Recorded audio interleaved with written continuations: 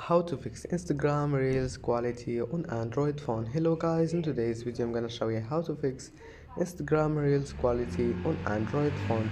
First thing, just open Instagram and then click these three lines here and click settings. Now just scroll down until you find account, and here we'll find cellular data use.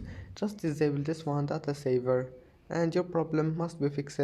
And if that doesn't fix your problem, just go here settings, and here we'll find battery. Just enable this one, performance mode, and try again. And that's it for today's video. If you like this video, don't forget like and don't forget subscribe, and thank you for watching this video until the end, and see you in the next video.